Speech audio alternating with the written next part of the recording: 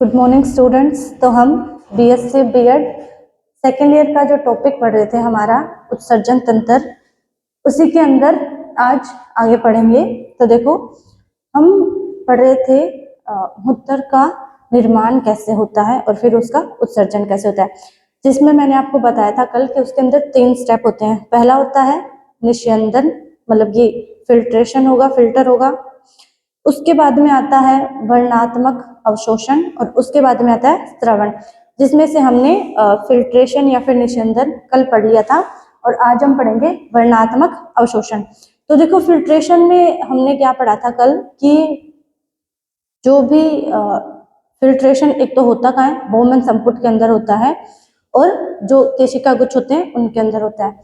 तो उसमें क्या था कि जो भी रक्त अभिवाही धमनियां लेके आती है, जो कि बोमन संपुट के अंदर इकट्ठा होता है, तो उसमें जो रक्त होता है उसका दबाव इतना ज्यादा बढ़ जाता है कि उसमें से क्या है, बहुत सारे पोषक पदार्थों को भी क्या है उस रक्त के द्वारा फिल्टर कर दिया जाता है। क्योंकि उसमें क्या होता है, बहुत ज्यादा प्रेशर होता है रक्त का, क्योंकि अभिवाही धमनिका बहुत ज्यादा ब्लड लेके आती है और जो अपवाही धमनिका होती है जिससे ब्लड वापस ले जाना होता है उसका व्यास कम होता है, जिससे मतलब उतनी मात्रा में ब्लड बाहर नहीं निकल पाता।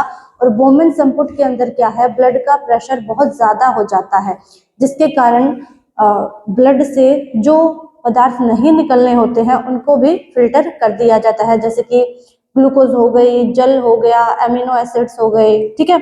बहुत सारे जो आवश्यक लवण है उनको भी क्या है, फिल्ट्रेशन द्वारा फिल्टर कर दिया जाता है। अब अगर वो फिल्टर किया हुआ जो ब्लड है वो ऐसे का ऐसे ही हमारे शरीर से मतलब बाहर निकल जाएगा अगर मूत्र के रूप में, तो क्या है, हमारे शरीर को बहुत ज्यादा हानि होगी। इसीलिए क्या होता है, अवशोषण, वर्णात्मक अवशोषण, मतलब कि जो जो आवश्यक पोषक पदार्थ है या फिर आवश्यक पोषक तत्व उस फिल्ट्रेशन, मतलब जो फिल्ट्रेट बना बाद में, फिल्ट्रेशन के बाद में उस फिल्ट्रेट में से जो जो आवश्यक पदार्थ है उनको वापस अवशोषित करने को हम बोलते हैं वर्णात्मक अवशोषण। तो देखो, वर्णात्मक अवशोषण में क्या आएगा कि जब निस्यंदन के परिणाम स्वरूप जो फिल्ट्रेट बनता है, तो उस फिल्ट्रेट में क्या है, बहुत सारे पोषक तत्व मतलब फिल्टर हो जाते हैं साथ में। तो उसमें कौन कौन से पोषक तत्व होते हैं, ग्लूकोज, अमीनो अम्ल होते हैं, लवण होते हैं, ठीक है, और जल की भी बहुत ज्यादा मात्रा होती है फिल्ट्रेट में। अगर वो सारे के सारे पदार्थ क्या है हमारी बॉडी से ऐसे ही बाहर निकल जाएंगे, तो क्या है, हमारी बॉडी को बहुत ज्यादा नुकसान होगा। तो उस नुकसान से बचाने के लिए क्या है कि जो भी हमारी वृक्क नलिका थी या नेफ्रॉन थी, तो उसके समस्त भागों द्वारा कौन कौन से, समीपस्थ कुंडलित नलिका, हेनले लूप, दूरस्थ कुंडलित नलिका और उसके बाद में जो एक संग्रह वाहिनी और थी, उनके द्वारा क्या है, उन पदार्थों का फिर से अवशोषण कर लिया जाता है, ठीक है। और जो ज्यादातर पदार्थ होते हैं जिनका अवशोषण करना होता है, उनका अवशोषण किसके अंदर, समीपस्थ कुंडलित नलिका के अंदर ही हो जाता है, ठीक है। और उनका अवशोषण करने के लिए जो समीपस्थ कुंडलित नलिका है उसकी जो कोशिकाएं हैं, उन कोशिकाओं की जो कोशिका कला या कोशिका झिल्ली है, उसमें क्या है, विभिन्न प्रकार के सूक्ष्मांकुर पाए जाते हैं, ठीक है। तो वो सूक्ष्मांकुर क्या करते हैं, उन कोशिकाओं का जो अवशोषण की सतह होती है उस अवशोषण की सतह को बढ़ा देते हैं, जिससे वो ज्यादा से ज्यादा अवशोषण करती है। अब देखो, जैसे मतलब मान लो ये कोई कोशिका झिल्ली है, ठीक है, ये हो गई बिल्कुल प्लेन कोशिका झिल्ली, और अगर हम इस पे ऐसे सूक्ष्मांकुर बना दें, ठीक है, छोटे छोटे से संरचनाएं बना दें ऐसे, तो अब बताओ कि जो ये कोशिका झिल्ली है जो बिल्कुल प्लेन है, इसकी जो ये सतह है, ठीक है, जो बाहर वाली सतह है, ये इसकी तुलना में कम होगी, क्योंकि इसकी जो सतह, इसमें जो सूक्ष्मांकुर हमने लगा दिए, तो इसकी जो सतह है वो बढ़ गई है, ठीक है। इसीलिए जो सूक्ष्मांकुर होते हैं वो किसी भी कोशिका झिल्ली की जो अवशोषण सतह होती है या उसकी जो सतह होती है बाहरी, उसके क्षेत्रफल को बढ़ा देते हैं, ठीक है। अब है कि जो वर्णात्मक अवशोषण होता है उसके अंदर क्या होता है, जो फिल्ट्रेट हमने बोमन संपुट से प्राप्त किया था निस्यंदन के बाद, तो उस फिल्ट्रेट में से जो 99% तक पोषक तत्व होते हैं या फिर 99% तक जो फिल्ट्रेट निकला, 100% निकला, उसमें से जो 99% फिल्ट्रेट होता है वो क्या होता है, पुनः अवशोषित हो जाता है, जो कि हमारे रक्त द्वारा किया जाता है, ठीक है। जिसमें से देखो जो ग्लूकोज होता है, अमीनो एसिड और विटामिन, उनका क्या है 100% पुनः अवशोषण कर लिया जाता है, मतलब कि उनको फिल्ट्रेट में बिल्कुल भी नहीं रखा जाता।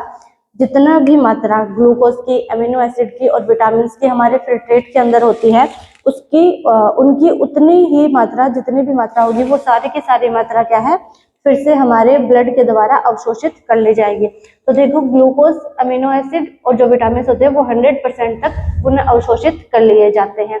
और इनका पुनः अवशोषण कहाँ होता है, पीसीटी, मतलब कि जो हमारी समीपस्थ कुंडलित नलिका होती है उसके अंदर स्किरीय अभिगमन द्वारा, क्योंकि बोमेन संपुट है, बोमेन संपुट से क्या जुड़ी रहती है हमारी समीपस्थ कुंडलित नलिका।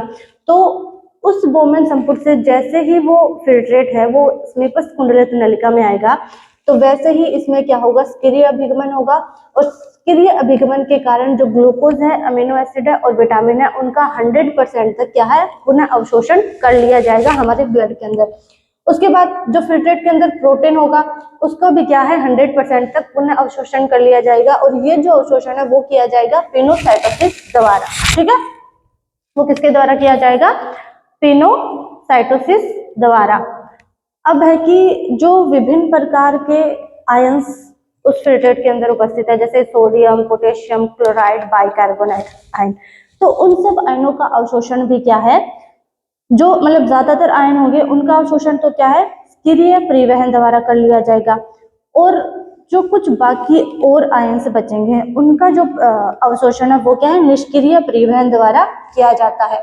तो देखो जो सोडियम और पोटेशियम, मतलब कि जो धन आवेशित आयन होते हैं उनका जो अवशोषण है वो किया जाता है सक्रिय अभिगमन द्वारा, ठीक है। लेकिन जो ऋण आवेशित आयन होते हैं जैसे कि क्लोराइड या फिर बाइकार्बोनेट, उनका अवशोषण किया जाता है निष्क्रिय अभिगमन द्वारा। तो जब धन आवेशित आयनों का सक्रिय अभिगमन होता है उसके कारण क्या है, जब मतलब धन आवेशित आयनों का सक्रिय अभिगमन होगा उसके द्वारा क्या है विद्युत प्रवणता उत्पन्न होती है, ठीक है।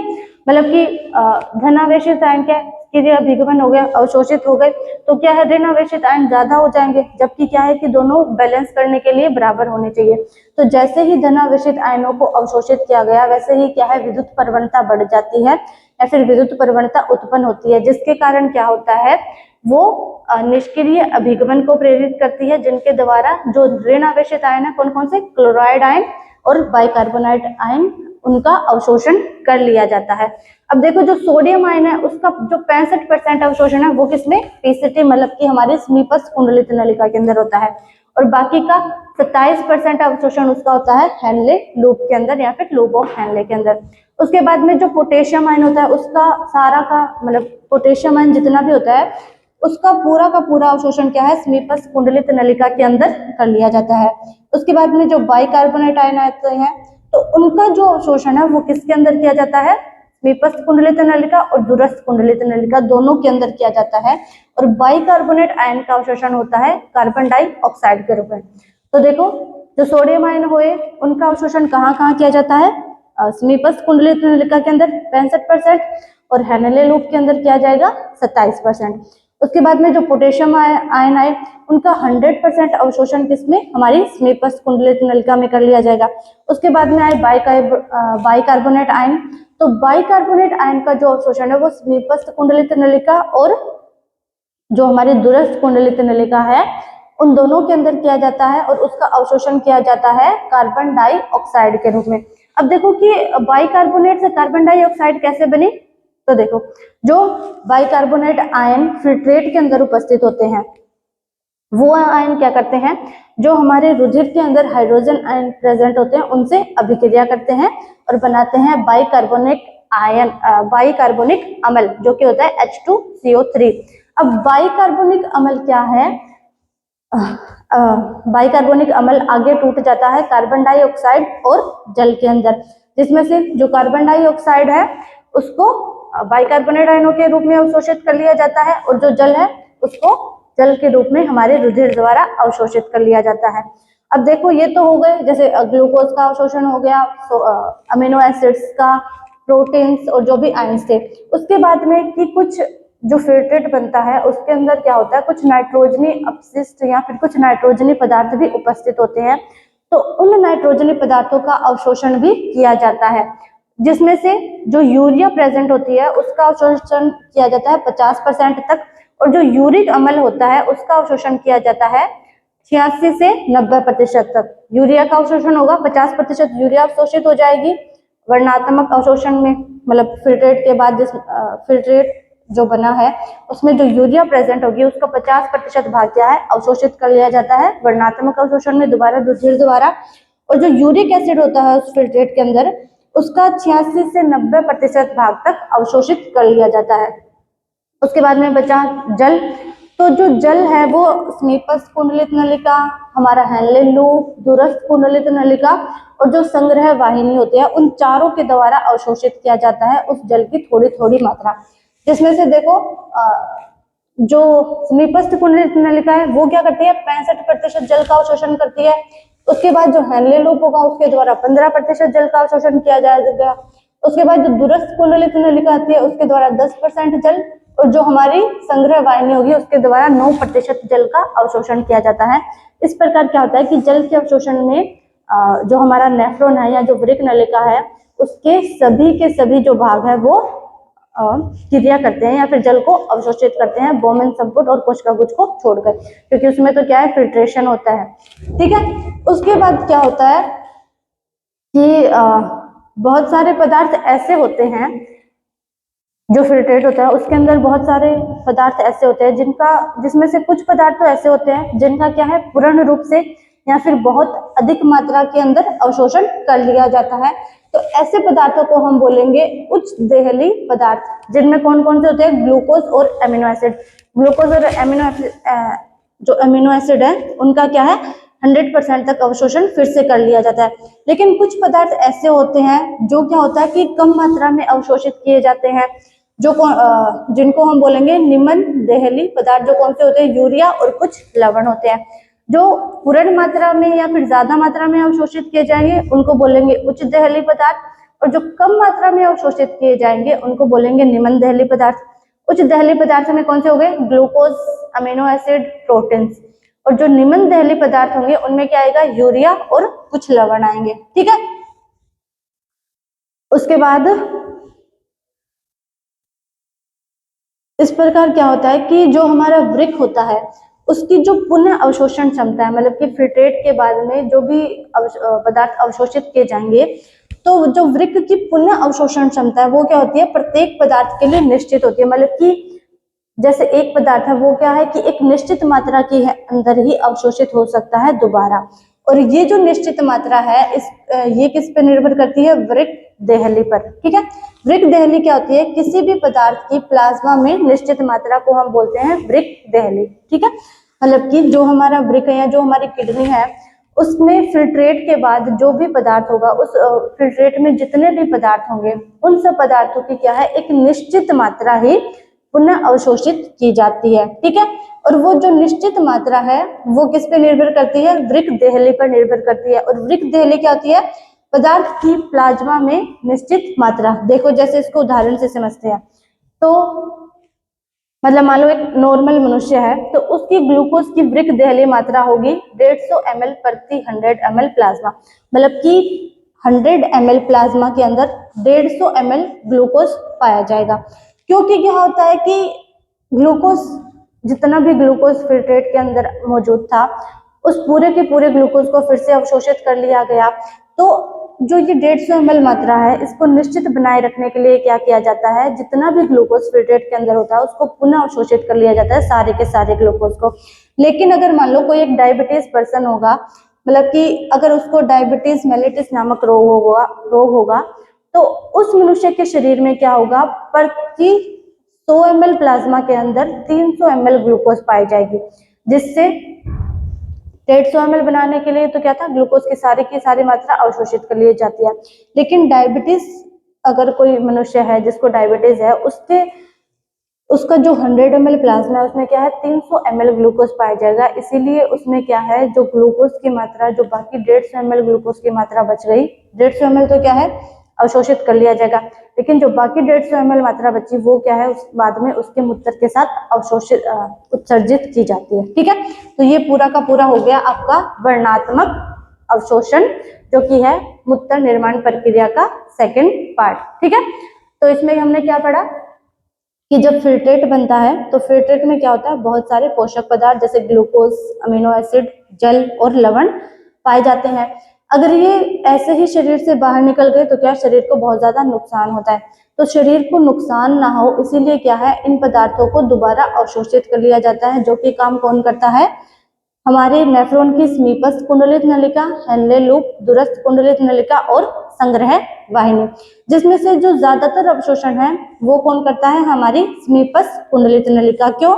क्योंकि जो समीपस्थ कुंडलित नलिका की कोशिकाएं होती है, उन कोशिकाओं की जो कोशिका झिल्ली होती है उन पे क्या है, बहुत सारे सूक्ष्मांकुर पाए जाते हैं, जो क्या करते हैं, उन कोशिकाओं की अवशोषण स्तर को बढ़ा लेते हैं, मतलब कि उन कोशिकाओं से फिर ज्यादा मात्रा में जो पदार्थ है वो अवशोषित कर सकती है वो कोशिकाएं। ठीक है, अब जो फिल्ट्रेट बनता है फिल्ट्रेशन के बाद, उसमें से जो 99% फिल्ट्रेट होता है उसका क्या है, पुनः अवशोषण कर लिया जाता है, जिसमें से उस फिल्ट्रेट में जो ग्लूकोज प्रेजेंट होता है, ग्लूकोज, अमीनो अम्ल और जल नहीं, ग्लूकोज, अमीनो अम्ल और विटामिन, उनका तो क्या है 100% तक पुनः अवशोषण कर लिया जाता है। कहाँ पे, हमारी समीपस्थ कुंडलित नलिका में सक्रिय अभिगमन के द्वारा।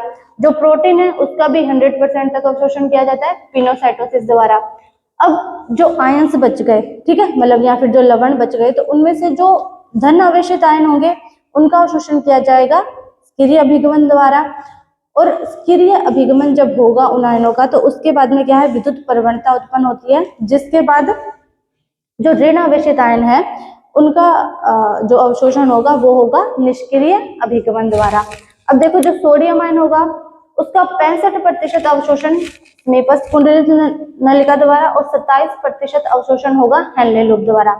पोटेशियम आयन, जितना भी पोटेशियम आयन होगा वो सारा का सारा अवशोषित कर लिया जाएगा समीपस्थ कुंडलित नलिका द्वारा। उसके बाद जो बाइकार्बोनेट आयन होंगे वो समीपस्थ कुंडलित नलिका और दूरस्थ कुंडलित नलिका दोनों के द्वारा अवशोषित किए जाते हैं, और इसका अवशोषण होता है कार्बन डाइऑक्साइड के रूप में। अब कार्बन डाइऑक्साइड के रूप में कैसे होता है कि जो बाइकार्बोनेट आयन होते हैं वो क्या करते हैं, जो हमारे रुधिर के अंदर हाइड्रोजन आयन प्रेजेंट होते हैं उनसे अभिक्रिया करके बनाते हैं बाइकार्बोनिक अम्ल, जो कि होता है H2CO3। और ये जो बाइकार्बोनिक अम्ल है वो बाद में टूट जाता है कार्बन डाइऑक्साइड और जल के अंदर, जिससे में से जो कार्बन डाइऑक्साइड है वो तो बाइकार्बोनेट आयनों के रूप में अवशोषित हो जाएगी और जल अलग अवशोषित होता है। और कुछ नाइट्रोजनी पदार्थ भी अवशोषित होते हैं, जो कि यूरिया, जिसका 50% भाग अवशोषित किया जाता है, और यूरिक अम्ल का 86 से 90% भाग। अब जो जल होता है वो समीपस्थ कुंडलित नलिका, हेनले लूप, दूरस्थ कुंडलित नलिका और संग्रह वाहिनी चारों के द्वारा अवशोषित किया जाता है, जिसमें से जो सबसे ज्यादा मात्रा जल की अवशोषित की जाती है वो हमारी जो समीपस्थ कुंडलित नलिका है उसके अंदर की जाती है। उसके बाद में जब ये अवशोषित पदार्थ होते हैं तो इनमें से कुछ अवशोषित पदार्थ ऐसे होते हैं जो क्या होते हैं, या तो पूर्ण रूप से अवशोषित कर लिए जाते हैं या फिर बहुत ज्यादा मात्रा में अवशोषित किए जाते हैं।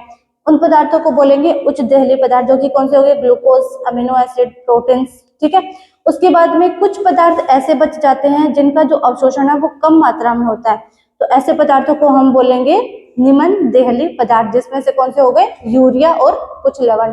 उसके बाद में कि जो हमारी वृक्क की पुनः अवशोषण क्षमता होती है वो प्रत्येक पदार्थ के लिए निश्चित होती है, मतलब कि एक पदार्थ इतनी ही मात्रा में पुनः अवशोषित हो सकता है, जो कि निर्भर करती है हमारी वृक्क देहली पर।